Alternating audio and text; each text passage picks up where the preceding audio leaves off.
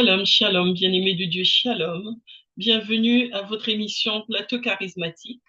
Aujourd'hui, je suis votre humble servante Rebecca Martine qui vient vous parler de la ruse du diable pour détruire l'armure du chrétien. La ruse du diable qui détruit l'armure du chrétien.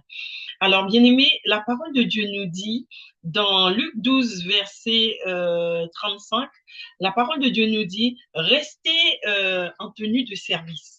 Restez en tenue de service, votre ceinture autour des reins et vos lampes allumées. Soyez comme ceux qui attendent le retour du maître.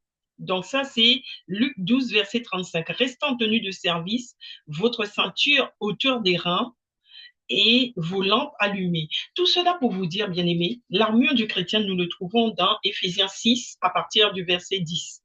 Donc, nous voyons que beaucoup de chrétiens, beaucoup d'entre nous se disent chrétiens, se disent même serviteurs de Dieu, mais oublient de rester dans sa tenue de service. C'est-à-dire que quand nous allons évoquer les différents points de l'armure du chrétien, tu vas comprendre de quoi je parle. Parce que beaucoup d'entre nous euh, ont tendance à ne pas prendre au sérieux les différents points de l'armure du chrétien. Et donc, de ce fait, la parole de Dieu qui nous dit de rester en tenue de service, eh bien, nous ne sommes pas toujours en tenue de service selon nos comportements. Donc, nous allons rentrer dans le vif du sujet et je vais commencer à lire cette parole de l'armure du chrétien dans Éphésiens 6 à partir du verset 10. Alors, je t'invite à prendre ta Bible pour pouvoir lire avec moi. Enfin, mes frères et sœurs, fortifiez-vous dans le Seigneur et dans sa force toute puissante. Donc, ça commence par cette phrase où nous sommes invités en tant que frères et sœurs à nous fortifier dans le Seigneur et dans sa force toute puissante. Donc, tout cela pour te dire que rester en tenue de service, ce n'est pas quelque chose de simple, ce n'est pas quelque chose de facile, d'où le fait que celui qui a écrit commence par nous inviter à nous fortifier dans le Seigneur et dans la force toute puissante du Seigneur. Donc, on nous demande de nous fortifier et de retenir, de chercher la force du Seigneur au travers du Seigneur pour pouvoir garder notre tenue de service. Donc, si on nous le dit, bien aimé, c'est parce que c'est pas facile. Ce n'est pas facile de rester en tenue de service. Alors, si nous continuons, nous voyons encore, la parole nous dit, revêtez-vous de toutes les armes de Dieu afin de pouvoir tenir ferme contre les manœuvres du diable. Revêtez-vous de toutes les armes de Dieu. Donc, il nous dit encore, après t'être fortifié, d'avoir cherché la force de Dieu, tu dois aussi te revêtir de toutes les armes de Dieu, te revêtir des armes de Dieu. Parce que c'est avec ces armes, toutes ces armes, que tu pourras tenir ferme devant les manœuvres du diable. Parce qu'il faut te dire, bien aimé, que le diable, lorsque tu dis dans ta bouche que tu acceptes Jésus-Christ comme Seigneur et Sauveur dans ta vie, automatiquement, tu déclares la guerre à l'ennemi. C'est comme si tu lui déclarais la guerre. Donc, tu rentres en guerre. Il faut savoir que tu rentres en guerre. Mais est-ce que tu as déjà vu, bien-aimé, un soldat rentrer en guerre sans tenue de service? Non, tu ne peux pas aller en guerre sans ta tenue. Mais sache que chaque fois que tu dis que tu accueilles Jésus-Christ dans ta vie, tu es déjà rentré dans le combat. Donc, tu rentres dans une guerre avec l'ennemi. Donc, si tu rentres en guerre et que tu n'as pas de tenue, tu vas en guerre sans tenue de service. Prends l'exemple des casques bleus, l'exemple de tous les soldats français quand ils vont en guerre. En ce moment, on entend parler de la guerre dans tous les pays de l'Est, là où on entend parler de guerre. Mais bien aimé, si les soldats ne sont pas en tenue de service, ils ne peuvent pas rentrer en guerre. Ils se font tuer tout de suite. Et toi, c'est pareil. Pour entrer dans cette guerre qui est une guerre spirituelle, ce n'est pas une guerre physique, parce qu'il te dira plus loin que tu n'as pas à lutter contre la chair et le sang, mais contre les esprits des lieux célestes. Donc ce n'est pas une guerre physique, mais une guerre spirituelle.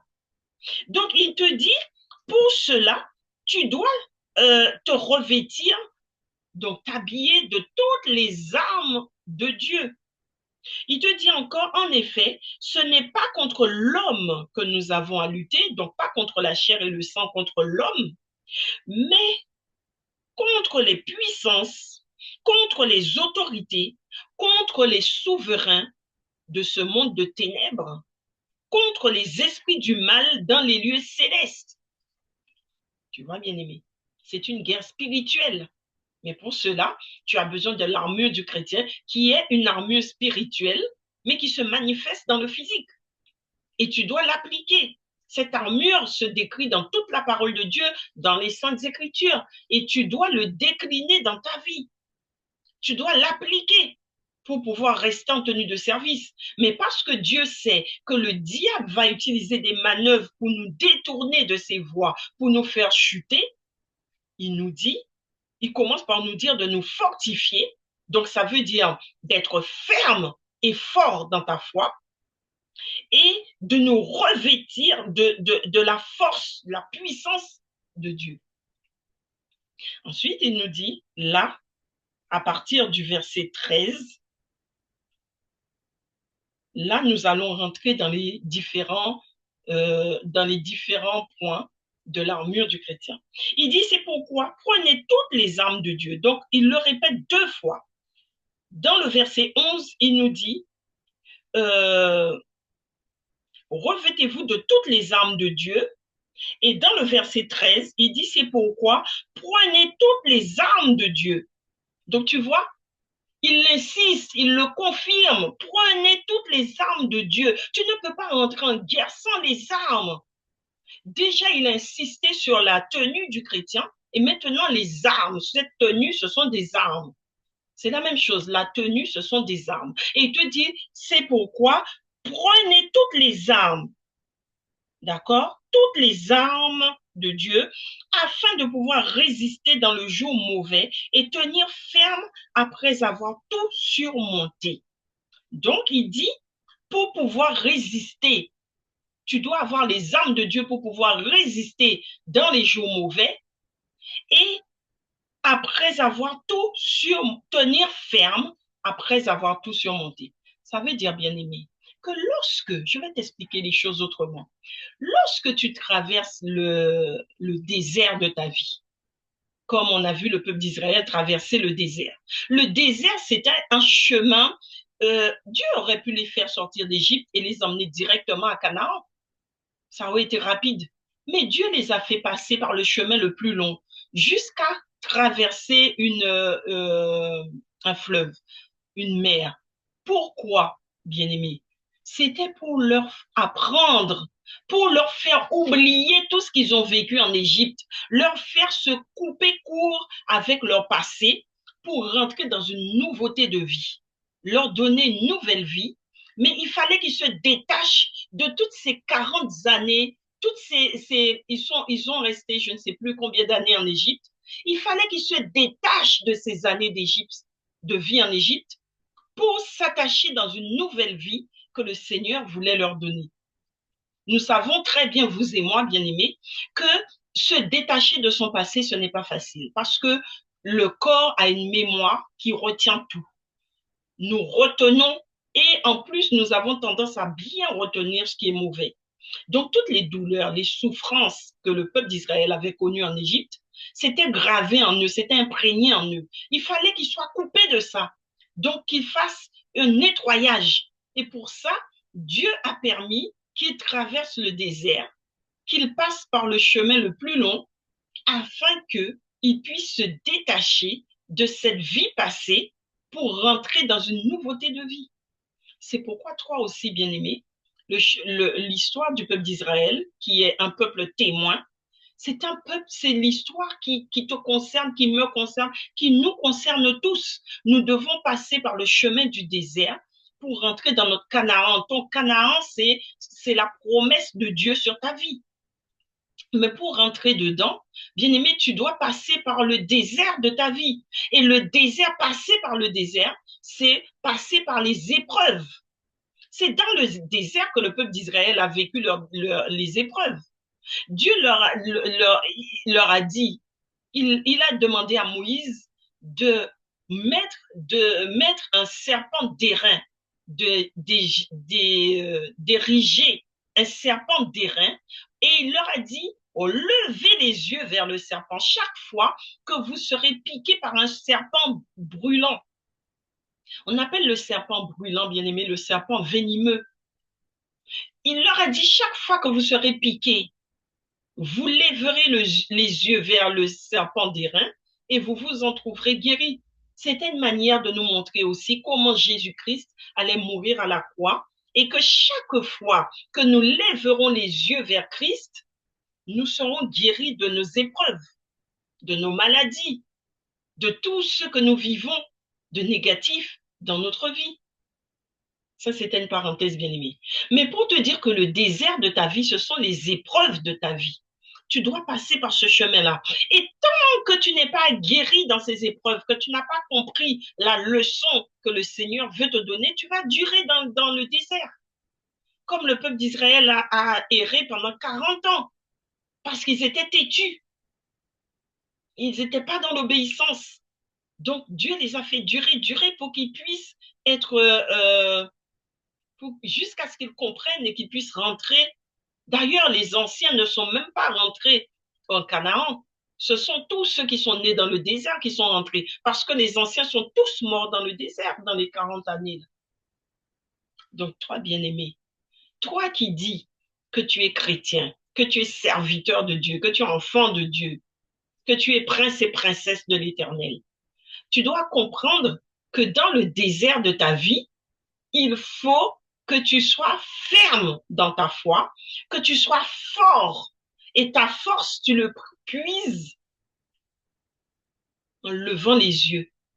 Il t'a dit chaque fois, il a dit au peuple d'Israël, chaque fois que vous serez piqué par le serpent brûlant, vous lèverez les yeux vers le serpent d'airain et vous vous en trouverez guéri. Donc toi, bien-aimé, durant ta marche dans le désert de ta vie, les difficultés de ta vie, ton serpent d'airain, c'est Jésus-Christ.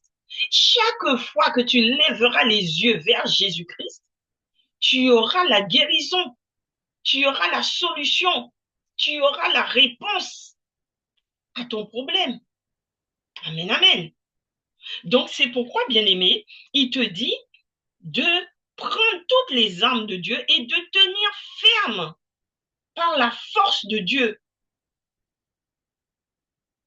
Et c'est pourquoi il te dit, après avoir tout surmonté, donc, il disait, pour tenir ferme dans les jours mauvais et tenir ferme après avoir tout surmonté. Pourquoi, bien-aimé? Parce que quand tu es dans les difficultés de ta vie, tu as tout surmonté. Tu as vécu, tu as jeûné, tu as prié, tu as tout fait pour pouvoir rentrer dans ton ministère. Et puis voilà que tu es rentré. Tu penses être dans ton Canaan, donc tu es tranquille, tu te relâches, tu te reposes, et là, l'ennemi t'attend au tournant. Une fois que tu as bien tenu ferme, tu as bien jeûné, c'est là qu'il vient il vient te tenter. Et c'est là que beaucoup d'enfants de Dieu, de serviteurs de Dieu tombent. C'est là que tu tombes parce que l'ennemi vient te tenter.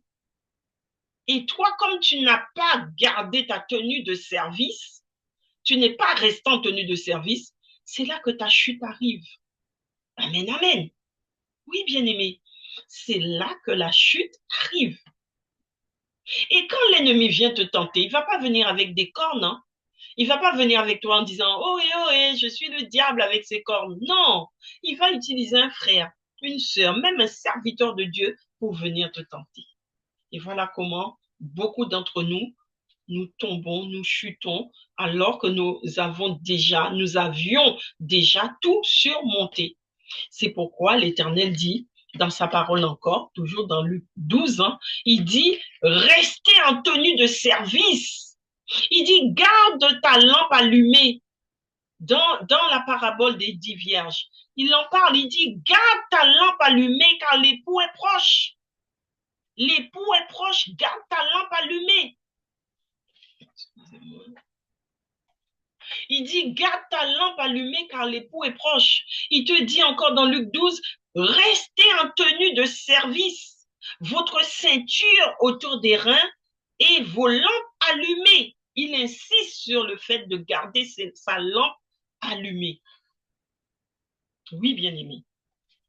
Donc, on va continuer. Nous allons donc aborder les différentes armes spirituelles. Donc, il dit, euh, tenez donc ferme. Tenez donc ferme. Donc, tu vois, il insiste sur la fermeté. Parce que si tu n'es pas dans la fermeté, bien-aimé, tu ne tiendras pas le coup. Tu vas tomber, tu vas chuter. Il faut être ferme dans sa foi. Que ton oui soit oui et que ton non soit non. Donc, il dit, tenez ferme, ayez autour de votre taille la vérité en guise de ceinture. Donc, la première arme qui est décrite dans Éphésiens 6, c'est la ceinture de vérité. Ayez autour de votre taille la vérité en guise de ceinture. La vérité en guise de ceinture. Alors, bien aimé, voilà ce qui fait chuter beaucoup d'enfants de Dieu. Parce que beaucoup marchent dans le mensonge, beaucoup marchent dans l'hypocrisie, beaucoup marchent dans l'orgueil, beaucoup marchent dans le rejet des uns et des autres, le mépris des uns et des autres. Donc, c'est ça qui fait que tu sors de la vérité. C'est comme si tu défaisais ta ceinture, tu ôtais ta ceinture autour de ta taille. Pourquoi est-ce qu'on parle de la taille? Parce que quand on veut travailler, n'est-ce pas qu'on dit attache ta taille, attache tes reins bien solides pour pouvoir faire ce travail. Quand tu es face à un travail difficile, tu dis je dois m'attacher les reins bien solides pour pouvoir réussir. C'est ça l'expression. D'où le fait qu'on te dit ta ceinture autour de ta taille, ça doit être la vérité. Parce que la base de toute marche avec Christ, de toute relation avec notre Dieu, c'est la vérité. Déjà, la première chose pour marcher avec Dieu, c'est l'amour. Hein. Même si ce n'est pas décrit là, la première chose, c'est l'amour, puisque Dieu est amour. L'essence même de Dieu, c'est l'amour. Mais la vérité vient en second. Parce que pour marcher dans l'amour avec Dieu, il faut marcher dans la vérité. Celui qui se dit aimer, quand on aime, on marche dans la vérité. Tu ne peux pas dire que tu aimes une personne, mais que tu ne marches pas dans la vérité avec cette personne. Tu mentes constamment à cette personne, tu n'es pas dans la vérité, donc tu n'aimes pas. Celui qui aime marche dans la vérité. Donc, la ceinture de vérité fait appel à la vérité. Tu dois avoir la vérité en toi.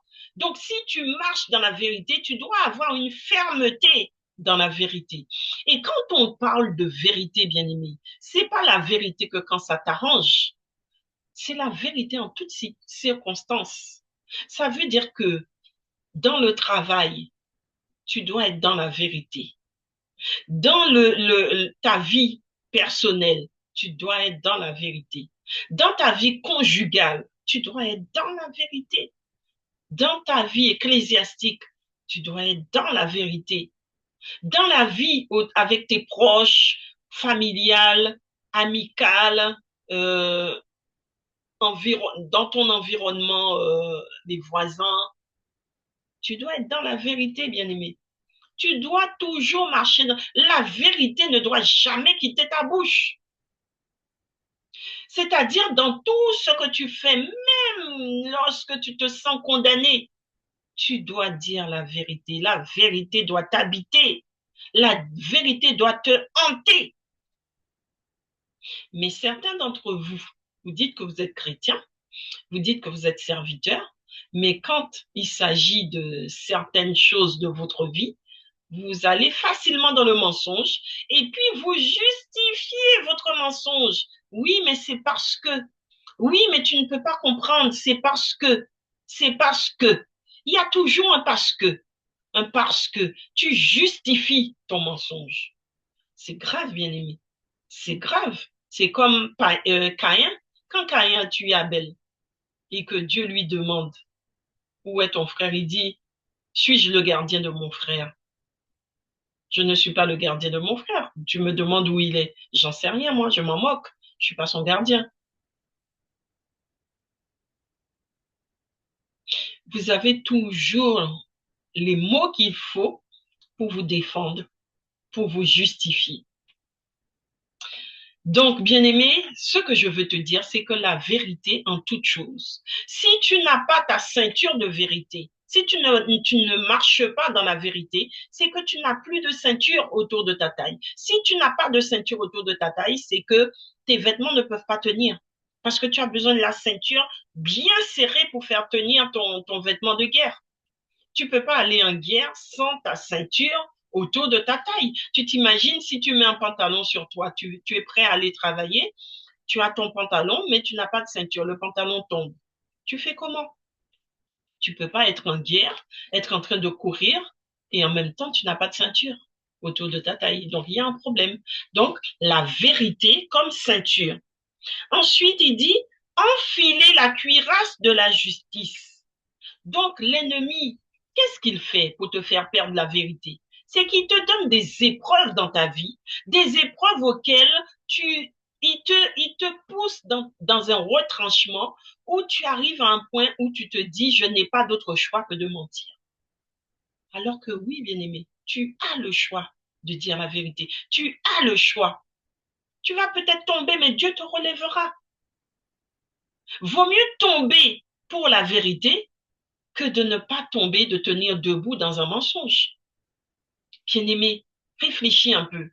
Tu vas tomber, mais ton Dieu te relèvera. Mais si tu préfères, tu choisis le mensonge ne va pas te soutenir. Hein. Le mensonge, s'appuyer sur un mensonge, bien-aimé, c'est comme s'appuyer sur un sac vide. Tu vas tomber à un moment ou à un autre. Tu vas tomber, tu ne pourras pas tenir. Mais s'appuyer sur la vérité, c'est comme s'appuyer sur le roc. Il te relèvera. Si tu tombes, il te relèvera. Tu ne peux pas rester à terre. Amen, amen. Donc, tout cela, bien-aimé, j'ai envie de te dire, fais attention. Vous, là, qui aimez mentir pour justifier une situation administrative, qui aimez mentir pour justifier une situation sentimentale, qui aimez mentir pour justifier une situation familiale, vous êtes toujours dans le mensonge pour vous couvrir, pour avoir une bonne image devant les uns et les autres. Vous ne voulez pas salir votre image, alors vous préférez vous cacher derrière un mensonge pour garder une belle image de vous, plutôt que de dire la vérité. Bien-aimé, la vérité libère. C'est la vérité qui libère. Retiens ça, bien-aimé. C'est la vérité qui libère. Amen, amen. Donc, nous allons continuer. Et le diable s'en sert.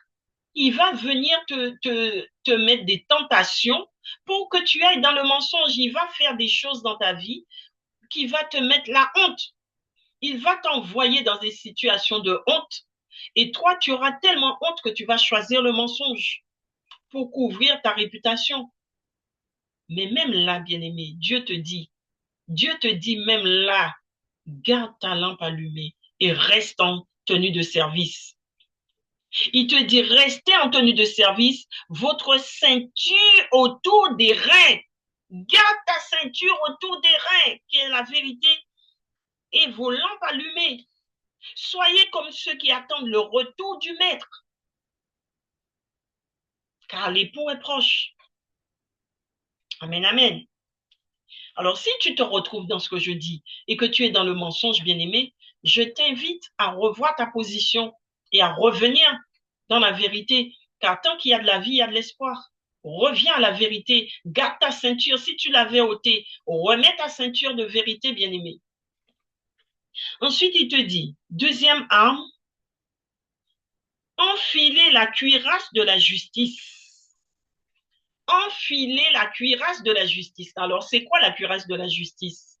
La justice, bien aimé, la cuirasse de la justice, c'est vraiment le vêtement qui prend tout le corps, la cuirasse. C'est ce qui protège ta poitrine, qui protège ton cœur. Ça protège ton cœur, ça protège ta poitrine, la cuirasse. La justice.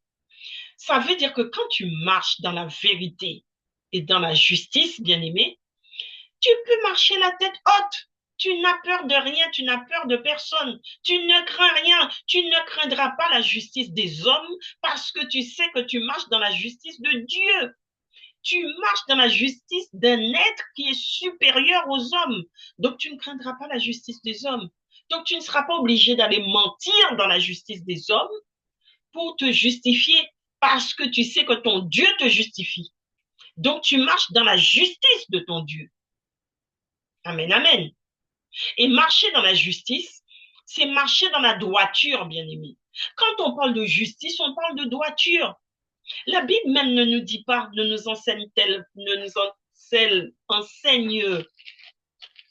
pas que la justice et la droiture sont la base du trône de Dieu. La base de son trône. Son trône et le trône de Dieu est bâti sur la droiture et la justice. Donc, quand tu marches dans la justice, c'est que tu es dans la vérité. Quand tu as la vérité, tu marches dans la justice. Tu ne peux pas être dans la justice sans vérité. Si tu dis que tu marches dans la justice et que tu n'as pas de vérité en toi, tu es un menteur. Tu te trompes toi-même. C'est que tu as pour père le diable. Celui qui a pour père Dieu marche dans la vérité en toutes circonstances et dans la justice de Dieu. Pas la justice des hommes, mais la justice de Dieu. Parce que la justice des hommes n'accomplit pas la justice de Dieu. La justice de Dieu s'accomplit dans sa parole. C'est-à-dire, tu marches dans une vérité. Tu marches dans la droiture. Tout ce que tu fais doit être basé sur la justice, sur la droiture. Et là, ton cœur est protégé. Tu ne crains rien parce que tu sais que tu fais que ce qui est bien. On ne te demande pas de faire ce qui est, d'être gentil. Comme beaucoup disent, moi je suis gentil. C'est pas la gentillesse. On n'attend pas de toi la gentillesse, bien-aimé. La gentillesse n'accomplit pas la justice de Dieu. Mais on te demande d'être bon, juste. Le juste, c'est celui qui est bon. Tu es bon avec ton prochain. Tu es bon avec tous. On ne te dit pas d'être gentil, on te dit d'être bon. Celui qui est bon, c'est celui qui fait ce qui relève de la parole de Dieu, dans la justice de Dieu. Pas forcément la justice des hommes. Des fois, la justice de Dieu peut être contradictoire avec la justice des hommes. Parce que tu vas mettre des choses en place, on va te dire que tu es méchant. Mais en réalité, tu n'es pas méchant, c'est que tu accomplis la justice selon la parole de Dieu. Parce que la justice des hommes est contraire à la justice de Dieu. Toi, si tu marches dans la justice des hommes, dans la justice de Dieu, tu ne peux pas être dans les mêmes voies que ceux qui marchent dans la justice de l'homme. Si tu te retrouves dedans, c'est que tu n'es pas dans les voies de Dieu. Parce que la Bible même te dit que les voies de Dieu sont contraires aux voies de... Les choses du monde sont contraires aux choses de Dieu.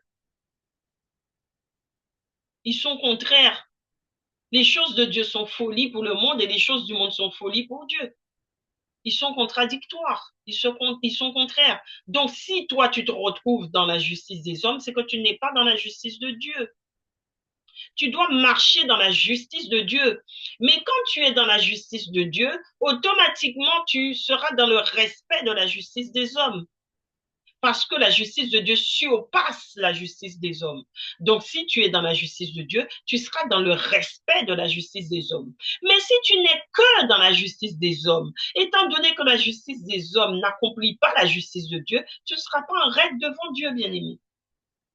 Donc, vaut mieux marcher dans la justice de Dieu que dans la justice des hommes. Et marcher dans la justice de Dieu, c'est faire ce qui est bien selon la parole de Dieu, d'accomplir les œuvres bonnes selon la parole de Dieu.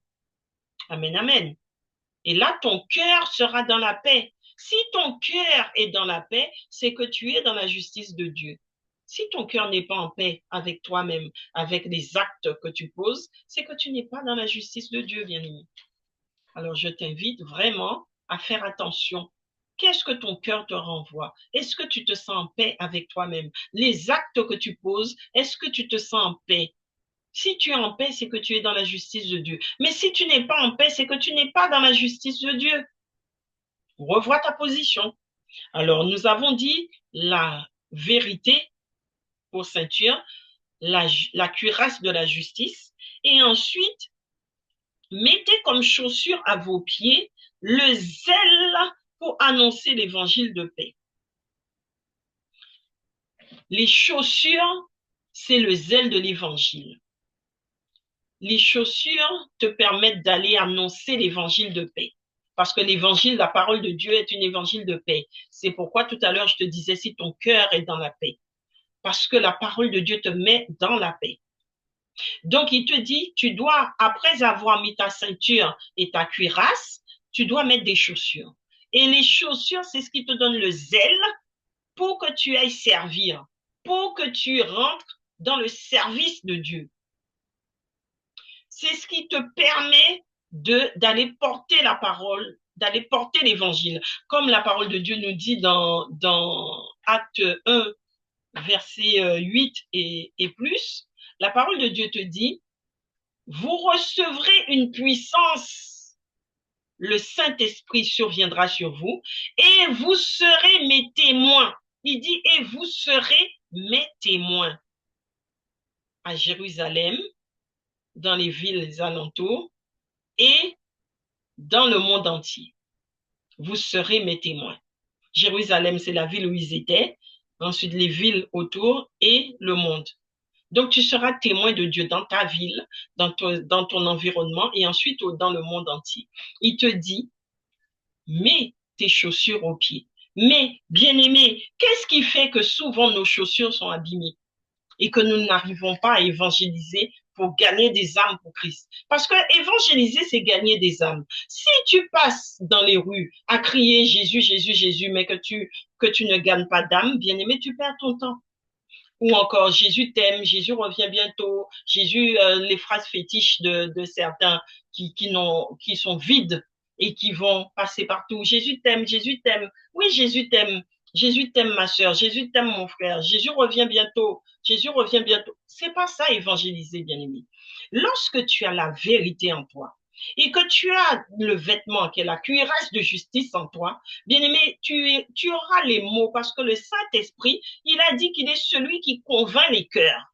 C'est lui, si tu as la parole en toi, la vérité en toi, il viendra convaincre ton cœur lorsque tu seras devant un frère ou une sœur des mots qu'il faut pour que tu puisses toucher et que la personne soit sauvée. Toi-même, tu ne sauras pas, mais lui, il sait. Il mettra les mots qu'il faut en toi pour parler à l'autre et que l'autre soit gagné pour Christ. Parce que le but de l'évangélisation, c'est de gagner des âmes pour Christ. C'est pas d'aller crier waouh, waouh, waouh, waouh et à dire n'importe quoi. C'est de gagner des âmes pour Christ. Annoncer le salut et la repentance. Annoncer le salut par la voie, par le biais de la repentance. C'est ça l'évangélisation, bien-aimé. Et donc, le Saint-Esprit, c'est lui qui vient convaincre les cœurs pour nous pousser à évangéliser. Donc, tes chaussures aux pieds ne doivent pas être abîmées. Mais si tes chaussures, si quand tu dois aller évangéliser, bien-aimé, et que tu n'es pas dans la vérité, tu n'es pas dans la justice de Dieu, tes chaussures seront automatiquement abîmées. Tu n'auras pas des bonnes chaussures. Et si tu n'as pas des bonnes chaussures, tu ne peux pas évangéliser. Tu ne peux pas avoir le zèle. Pour avoir le zèle, il faut avoir des bonnes chaussures en bon état. Et si avoir des bonnes chaussures en bon état, c'est être dans la vérité, être dans la justice de Dieu, donc marcher dans la droiture. Ça veut dire que, bien-aimé, la parole de Dieu que tu as lue et que tu étudies, tu dois l'appliquer dans ta vie. C'est pas tout d'aller évangéliser les autres, d'aller dire aux autres, faites ceci, faites cela, et toi-même, tu fais pas. D'aller dire aux autres, oui, voilà ce qui sauve, et toi-même, tu fais pas. C'est pourquoi l'apôtre Paul disait, je ne voudrais pas arriver à la fin de ma course après avoir gagné des âmes pour Christ et de me retrouver moi-même perdu, que mon âme n'est pas gagnée. Il a dit, c'est pourquoi je traite durement mon corps. Je traite durement mon corps pour ne pas arriver à la fin de ma course après avoir gagné beaucoup d'âmes pour Christ et que moi-même, je ne sois pas sauvé. Il a dit, je traite durement mon corps. C'est ce que nous dit là dans le livre d'Éphésiens 6, l'armure du chrétien, c'est ce qu'il nous dit. Soyez fermes, ayez la force toute puissante du Seigneur, fortifiez-vous, armez-vous, restez en tenue de service, gardez vos lampes allumées pour que tu ne perdes pas ta course, bien-aimé, pour qu'à la fin de ta course, tu ne sois pas perdu après avoir gagné d'autres âmes. Les autres rentrent par la petite porte, mais toi, tu rentres par la grande. Pourquoi? Parce que tu as cherché à gagner les autres Mais toi, tu t'es perdu. Pourquoi? Parce que tu cherchais tellement la gloire des hommes que tu n'as pas cherché la gloire de Dieu. Chercher la gloire des hommes, bien-aimés, c'est quand tu es tout le temps dans le mensonge pour garder ta réputation. Tu es tout le temps dans l'hypocrisie, le mensonge, le faux pour être bien vu des hommes. Mais qu'est-ce qui t'importe, bien-aimé? Être bien vu des hommes ou être bien vu de Dieu? Est-ce le regard des hommes sur toi ou le regard de Dieu sur toi? Tu sais, bien-aimé, je vais te dire quelque chose. Moi, je cherche Dieu. Je marche avec Dieu. Je porte la parole de Dieu. Quand je vois certaines personnes qui se mettent devant une caméra pour vous parler, ils n'ont rien à dire, mais ils vont devant la caméra juste parce que ils ont une chaîne YouTube, une chaîne Facebook, TikTok et autres, et il faut garder l'audience. Donc, pour garder une audience, ils se mettent devant vous à raconter n'importe quoi. Moi, je ne suis pas dans ça, bien-aimé. Lorsque je me mets devant vous, c'est parce que le Seigneur m'a donné un message à vous transmettre. Alors, je viens devant vous pour porter le message. Et je peux vous dire que j'en ai plein, hein, des messages qu'il m'a donnés que je n'ai pas encore portés. Mais je ne viens pas pour garder une audience. Je viens pour gagner une âme pour Christ. Pour gagner une âme, sauver une âme. Après les histoires d'audience, je laisse ça dans les mains de Dieu. Moi, je fais son œuvre, lui, il fera le mien. Tout ce qui est audience et autres, je mets ça dans ses mains. Moi, mon objectif, c'est de gagner des âmes pour Dieu. Donc, si je me mets devant toi, bien-aimé, c'est pour te parler et que ton âme soit gagnée. Amen, amen. Donc, voilà pourquoi je suis là, devant toi aujourd'hui. Pour te dire que faites attention aux ruses du diable. Le diable est rusé. C'est pourquoi on l'appelle le malin. Il est rusé.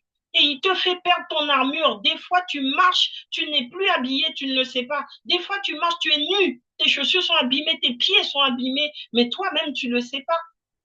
Parce que tu penses être dans la vérité, tu penses que parce que tu parles de Dieu, parce que tu prêches dans une église, parce que tu chantes dans une église, parce que tu cries le nom de Christ dans les rues, dans les métros et autres, tu penses que tu es dans la vérité, que tu es déjà sauvé. Alors que des fois, tu n'es même pas habillé, tu es nu.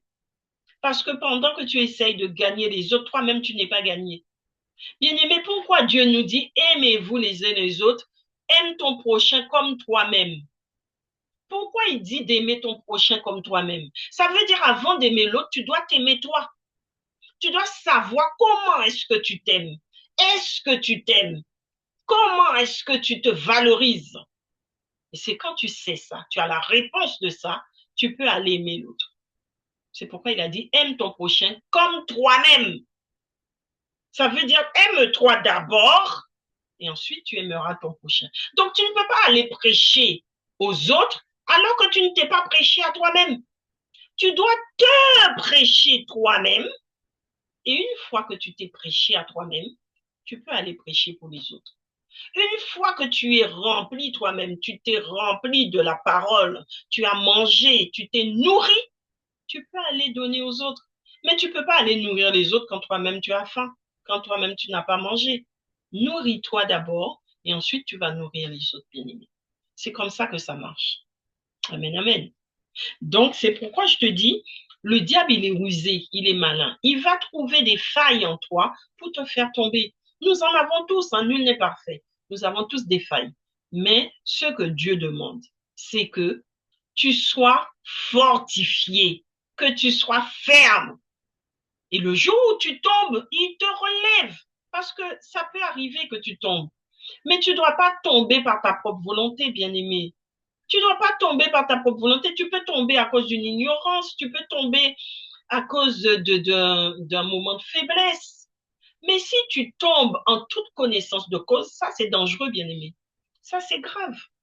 Si tu mens, tu es tombé parce que tu es tout le temps dans le mensonge et tu sais, tu es conscient que tu es dans le mensonge et tu vis dans le mensonge, bien-aimé, c'est grave parce que tu ne connais ni le jour ni l'heure.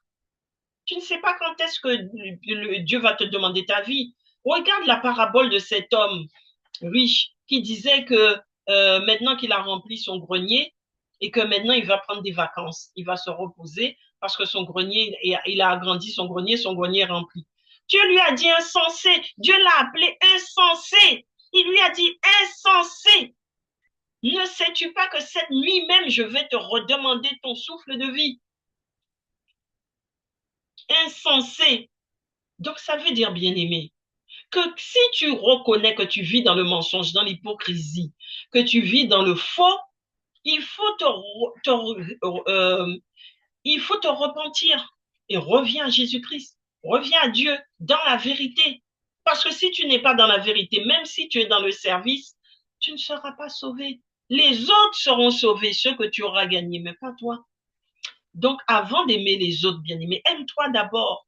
Aime-toi d'abord et ensuite tu pourras aimer les autres. Tu auras la force, tu seras fortifié pour aimer les autres si tu t'aimes toi d'abord. Amen, amen. Donc, fais attention aux ruses du diable. Ensuite, il dit, une fois que tu as pris la vérité, la justice et les ailes de l'évangile de paix, c'est-à-dire quand tu es dans le service et que tu sers Dieu dans la vérité et la justice, je peux te dire que le Seigneur te fortifie, te fortifie. Il te fortifie, il met une force en toi, bien-aimé, mais toi-même, tu ne pourras pas imaginer. Une force qui te donne que tu vas faire des choses que toi-même, tu vas te dire, mais moi-même, je ne me connaissais pas avoir une telle force. Je ne connaissais pas ça en moi. Parce que le Christ, lorsque tu le sers dans la vérité, il te pousse à faire encore plus. C'est pourquoi il a dit, vous ferez les mêmes œuvres que moi et bien plus encore. Les mêmes œuvres que moi, c'est que tu vas servir comme Christ a servi. Mais le bien plus encore, c'est la force qui te donne à aller plus loin lorsque tu marches dans la vérité et la justice de Dieu. Aïe, aïe, aïe, bien-aimé. Quand tu marches dans la vérité et la justice de Dieu, il te pousse à aller encore plus loin, à faire encore plus de choses pour lui. Il te donne une capacité que les hommes même, les gens de ton entourage qui te connaissent diront, mais je ne savais pas qu'il ou elle avait une telle force. C'est Christ. Christ en moi, l'espérance de la gloire. C'est là que tu pourras dire, je me laisse diminuer pour laisser Christ grandir en moi. Je reconnais la force de Christ en moi. Parce que Christ agit en moi. Amen, amen. Ce n'est plus moi qui vis, mais c'est Christ qui vit en moi. Comme l'apôtre Paul. Amen. Alors nous allons continuer. Après les chaussures, il dit, prenez en toutes circonstances le bouclier de la foi. Le bouclier de la foi. Parce que bien aimé, sans la foi, on ne peut plaire à Dieu. Et c'est sa parole qui le dit. Sans la foi, nous ne pouvons plaire à Dieu. Nous avons besoin de la foi. Et la foi doit être une foi bouillante. Tu ne dois pas avoir une foi tiède, ni une foi froide. Ta foi doit être bouillante pour l'éternel. Ça veut dire quand ta foi est bouillante pour l'éternel, ça veut dire que tu appliques la parole de Dieu et tu as soif. Tu as soif de Dieu, tu as soif de sa parole. Et quand tu as cette soif en toi, eh bien, tu as le désir d'appliquer la vérité selon sa parole, de marcher dans sa justice. Tu veux plaire à ton Dieu. Tu as soif de lui. C'est pourquoi il a dit dans sa parole, je ferai ceux qui viennent à lui couleront de leur sein une source d'eau vive. Je ferai couler de vos seins une source d'eau vive. Mais pour que cette source d'eau vive coule en toi, bien-aimé, il faut que tu sois dans la vérité et dans la justice de Dieu.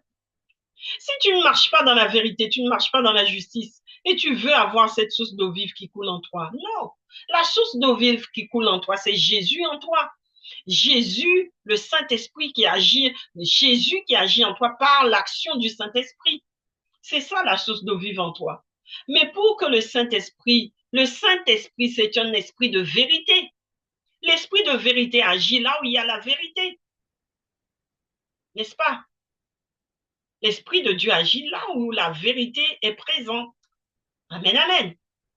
Donc, si tu veux marcher avec le Saint-Esprit en toi, manifester le Saint-Esprit en toi, il faut marcher dans la vérité, la justice, dans le service, garder ta tenue de service, c'est-à-dire servir Dieu dans la vérité, dans sa parole, et en même temps, avoir une grande foi.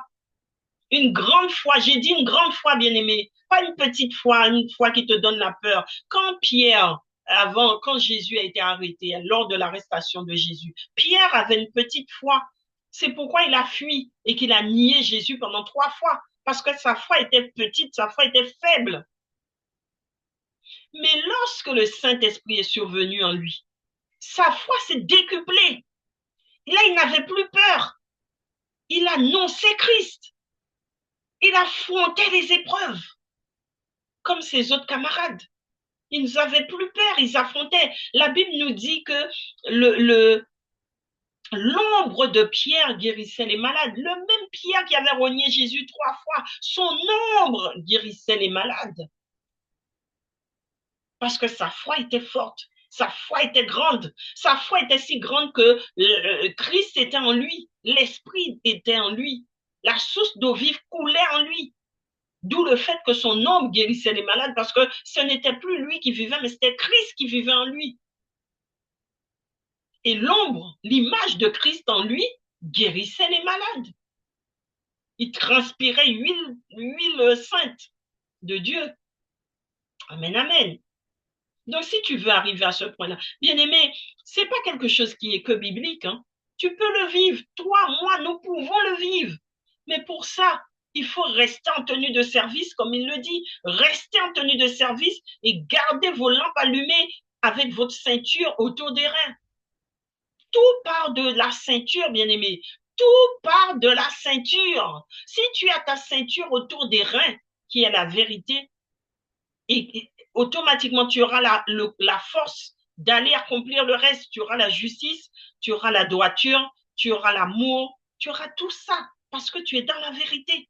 Tu es authentique. Amen. Et donc Christ viendra habiter en toi. Et là où il y a Christ, il y a aussi le Père, il y a le Fils. Amen, amen. Et donc, il te dit, garde le bouclier de la foi. Ta foi est pour toi comme un bouclier. Un bouclier, c'est ce que tu mets devant toi pour te protéger. Donc, lorsque l'ennemi viendra avec ses ruses, avec ses manigances, ton bouclier qui est ta foi te protège. Il ne peut rien contre toi parce que tu as la foi. Il se retrouve face à ton bouclier qui est ta foi. Tu manifestes la foi par la vérité et la justice de Dieu. Amen, amen. Et en restant, en gardant ta tenue de service, l'ennemi ne peut pas t'approcher. Il va approcher, il va brûler. Amen.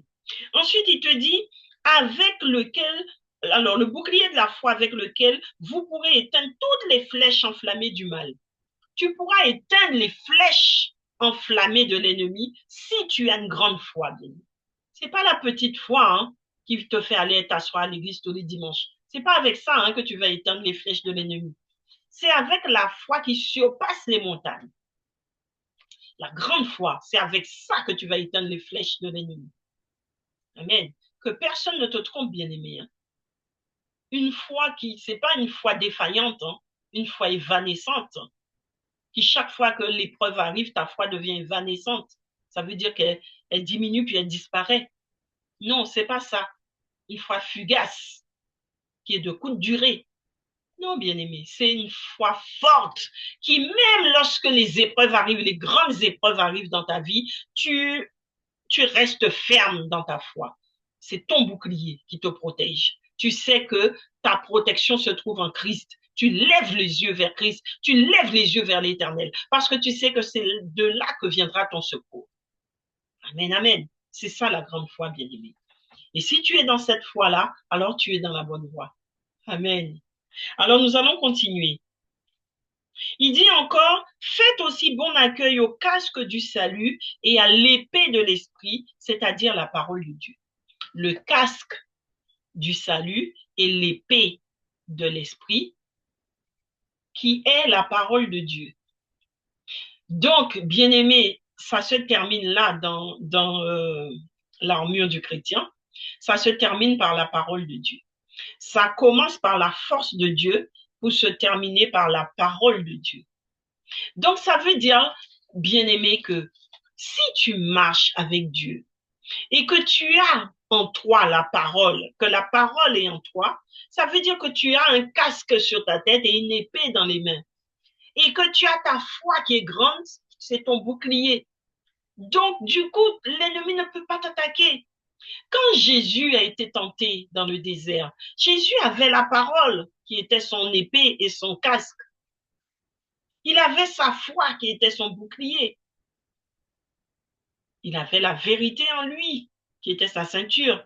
Il avait la cuirasse de justice, qui était son vêtement. Et il avait le, les chaussures qui lui donnaient le zèle de l'évangile, puisqu'on a vu qu'il a évangélisé avant de quitter la terre physiquement. Il a évangélisé. Donc, bien aimé, Jésus avait tout. C'est l'exemple qu'il était venu nous donner. Mais quand le diable a tenté dans le désert, il ripostait par la parole de Dieu. Quand le diable lui dit, si tu as faim, change ces pierres en pain. Car l'Éternel a dit, change ces pierres en pain. Jésus lui a répondu, tu ne tenteras pas ton Dieu. Tu ne mettras pas ton Dieu, tu ne tenteras pas ton Dieu. Tu ne mettras pas ton Dieu à l'épreuve. Jésus répondait à chaque fois. Quand il lui a dit, il l'a emmené en haut de la falaise et lui dit, jette-toi en bas. Car il a dit dans le psaume 91 qu'il mettra des anges afin que tes pieds ne heurtent contre une pierre pour te porter. Jésus lui a dit, tu ne tenteras pas ton Dieu.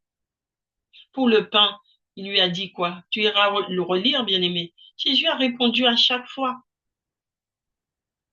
Et ensuite, il lui a dit, éloigne-toi de moi, Satan.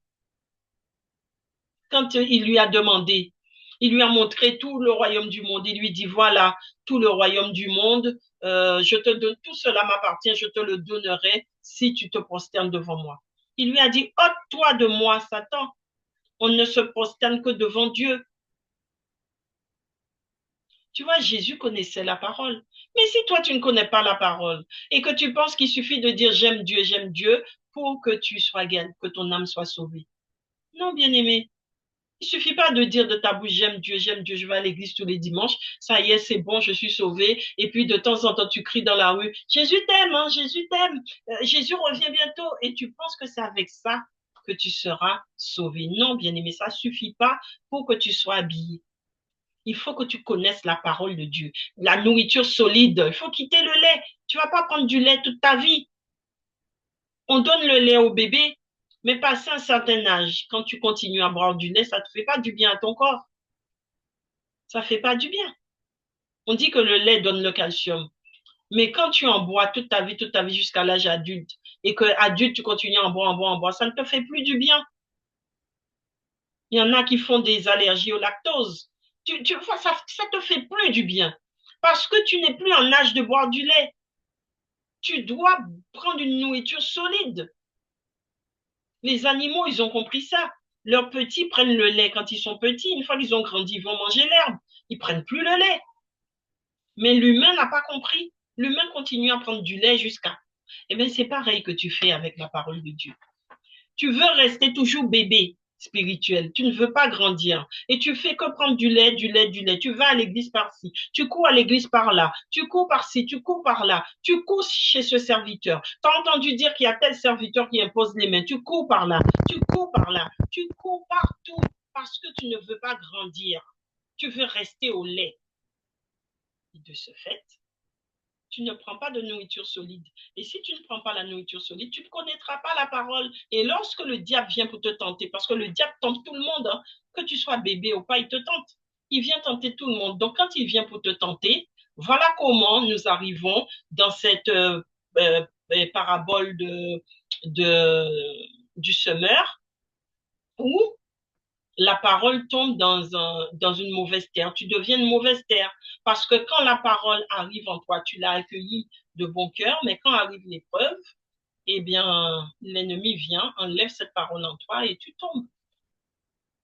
Tu tombes parce que tu n'as pas la profondeur.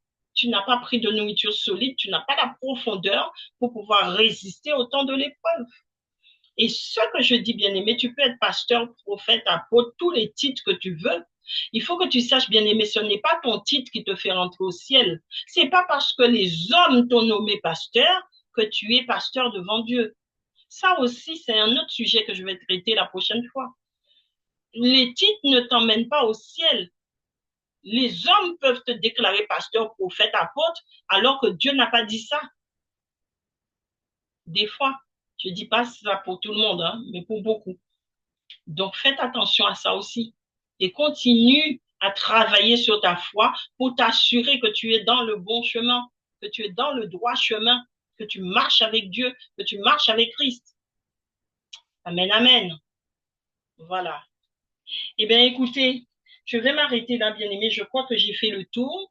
Donc, je vous dis, bien-aimé, faites très, très, très attention aux ruses du diable. Parce que le diable est très rusé et il vient pour vous détruire votre armure. Et si ton armure est détruite, bien-aimé, si tu ne portes plus ton vêtement de service, si tu n'es plus en tenue de service, tu pourras beau servir, tu vas tomber, tu vas chuter facilement. L'ennemi pourra te faire chuter parce que tu n'es pas habillé. Donc, fais attention, bien-aimé, à la tenue de service. Travaille sur ta tenue de service dans Ephésiens 6 pour que tu n'aies pas à gagner des âmes pour Dieu et être perdu toi-même. Amen, amen. Très bien. Eh bien, écoutez, bien aimé, je vais m'arrêter là. Je vous remercie de m'avoir suivi. Merci à tous ceux qui m'ont suivi. Merci pour votre attente, votre écoute. Soyez bénis, soyez remplis de l'esprit et surtout que la main de Dieu soit avec vous, que la grâce de Dieu vous accompagne, que l'onction divine déborde en vous au nom de Jésus. Je vais prier pour vous avant de clôturer afin que le Seigneur puisse vous aider à à rester en tenue de service avec vos ceintures autour des reins de vérité et vos lampes allumées. Père éternel et tout-puissant, voici tes enfants, éternel Dieu de gloire. Je te les confie, Seigneur. Je prie, éternel Dieu de gloire, comme tu m'as envoyé porter ce message, Seigneur. Je prie que tu touches tes cœurs, que tu touches des âmes, que tu touches, éternel Dieu de gloire, tes enfants, tes serviteurs, tous ceux, éternels, qui sont sur le terrain, qui sont dans le champ de bataille, Seigneur, mais qui ne sont pas habillés ou qui ont perdu, éternel Dieu de gloire, qui ont abîmé, éternel Dieu, leur tenue de service. Tu nous demandes de rester en tenue de service et de garder nos lampes allumées. Père éternel et tout-puissant, fortifie-les, Seigneur. Donne-leur la force éternelle, la puissance, Seigneur, pour qu'ils puissent, éternel, garder leur tenue de service et qu'ils puissent marcher dans les champs, éternel Dieu de bataille, habillés, éternel, habillés par ta grâce. Au nom puissant glorieux de Jésus, j'ai ainsi prié. Amen. Amen. Je vous dis à très bientôt. Soyez bénis.